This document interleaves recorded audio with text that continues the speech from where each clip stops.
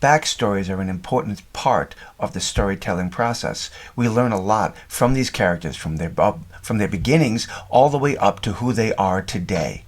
But is it possible that they have just gone too far with the backstories on some of these characters? Yes, some character development is great, the storytelling behind them, the backstory short, some of them are, but they give you an idea of how dangerous a character can be. On the other hand, some characters and their backstory they develop it way too far and tell too much. Okay, so we know a little bit about the man from these introductions here in Rocky IV. He is the undefeated heavyweight champion, amateur champion of the world, and the Soviet Union has sent him and his trainers to the United States to enter the boxing world as an ambassador of goodwill. We also know that in the next few moments, he's going to kill Apollo Creed, which is probably one of the best arguments for why this man does not deserve a backstory. So the next time we catch up to Ivan is in Creed 2, where him and his son Victor have been brought to Philadelphia to challenge Adonis to a battle for the heavyweight championship of the world. And Ivan decides to tell Rocky that everything that's happened to him since the end of Rocky IV, since Rocky defeated him, everything that's happened to Ivan is all Rocky's fault. Because of you, I lose everything. Country, respect, wife. He also decides to tell Rocky that he's got a son and he's going to challenge Creed and he's going to destroy Creed. He also says that Victor, all he ever knows is boxing and violence. That's pretty much all he knows. Okay, so if you want to know why I'm going on about backstories and why it's right to tell certain stories and wrong to tell others, here it is right here. Drago spinoff has nailed the one way to avoid breaking a Cardinal, Rocky, and Creed rule. For the love of God, people, they're talking about this man getting a movie. This is ridiculous. Drago's immigration story can continue Rocky and Creed's underdog theme. Oh, please. This man, yeah, I get it. He's an underdog. I get it because he lost.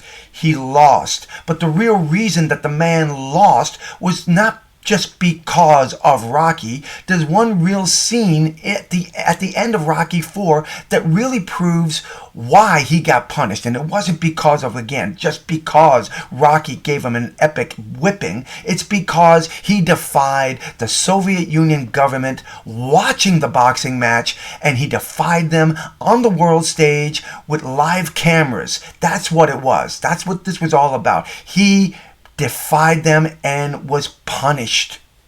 One of the Rocky franchise's most important elements is the presence of the underdog, a quality critical to the Rocky and Creed success in these movies. Even though Drago is not considered an underdog in the Rocky IV and Creed II due to his dominance in the ring, his life outside the boxing could attribute to one as an underdog. Drago is originally from Russia, and his status as an immigrant would immediately cement him in the role as an underdog. I'm saying BS on that one right there, my friends, because in the Rocky world, Drago is a murderer. He killed, again, Rocky world, one of the most iconic heroes in the boxing world, Apollo Creed, and got away with it. Okay, and listen to this part right here. A Drago spin-off in the Rocky film series will not work if the character is not seen as the dark horse the audience can root for. Since he was a formidable boxer, it wouldn't make sense if Drago was regarded as the underdog in this respect.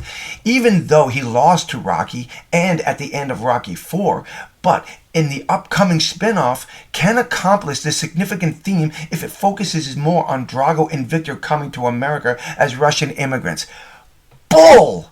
I'm sorry. I'm calling BS on this. The only reason he came to America wasn't because he was an immigrant trying to find a better life for himself, although I'm sure that did play a role in it. He came to seek revenge on Rocky for the life that he blames Rocky for, which again is bull. You know, in my opinion, we've reached a point where we don't need any more story about Drago. Now, I have heard rumors that his son Victor would slowly become a nice friend, even a good pal to maybe Adonis in the next movie that they're already making, which, by the way, they have paused the Drago project to work on Creed 4.